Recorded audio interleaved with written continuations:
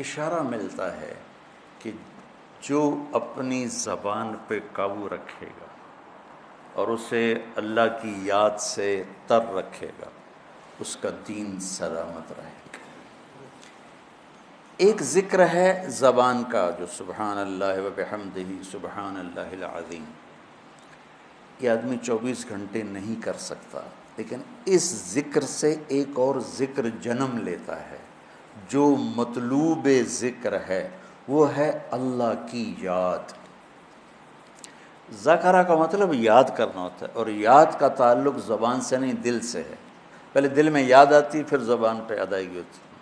ابھی آپ سب کو گھر یاد آ رہا ہے، دیکھ کیسے سبحان اللہ نکلا ہے۔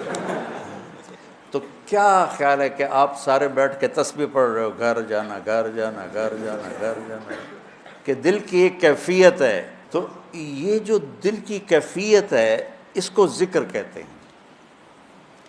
جس کو 24 گھنٹے یہ نصیب ہو جاتا ہے وہ 24 گھنٹے ذکر والا ہے، اور یہی ذکر اصل ہے۔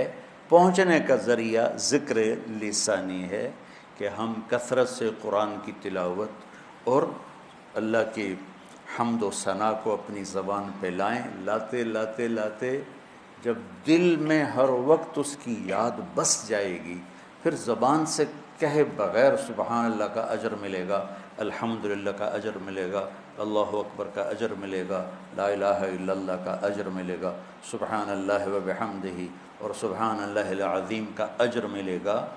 وہاں تک پہنچنے کے لیے یہ الفاظ کلمات ذریعہ اور سبب ہیں۔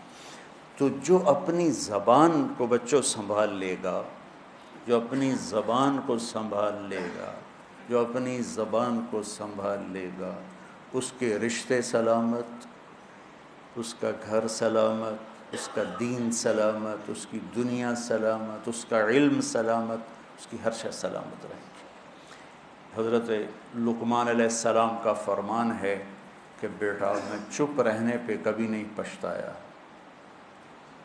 میں جب بھی پچھتایا اپنے بول پہ پچھتایا۔ تو آپ سب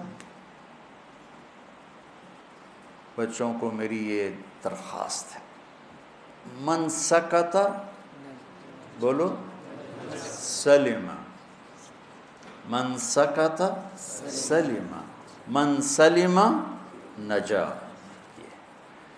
جو خاموش رہا سلامتی میں رہا، جو سلامتی میں رہا وہ کامیاب ہوگی۔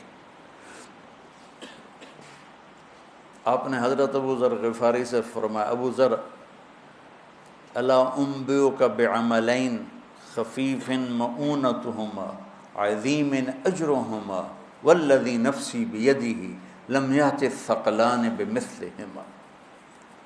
ابو ذر تمہیں 2 کام بتاؤں جو کرنے میں آسان اور اجر میں ان کا وزن بے شمار، اور ذات کی قسم جس کے قبضے میں میری جان ہے، قیامت کے دن بہت تھوڑے لوگ ہوں گے جو اس کو لے کر آئیں گے۔ کہ یا رسول اللہ کیا؟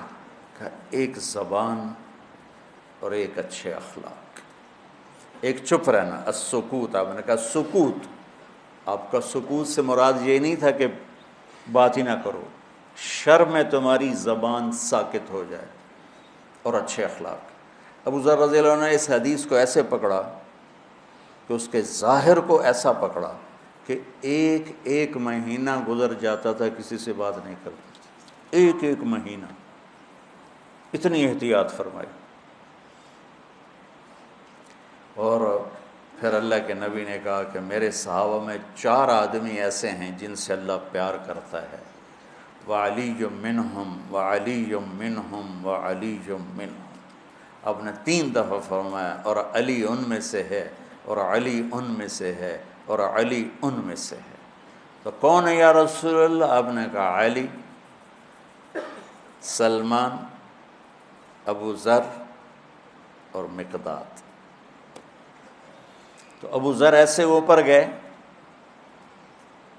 کہ اللہ تو سارے ہی صحابہ سے محبت کرتا ہے، وَكُلًّا وَعَدَ اللَّهُ الْحُسْنَى، سب کے لیے جنت کا وعدہ ہے، لیکن یہ 4 کا خاص طور پہ نام لے کر فرمایا، پر حضرت علی کا نام 3 دفعہ دہرایا اہمیت بیان کرنے کے لیے۔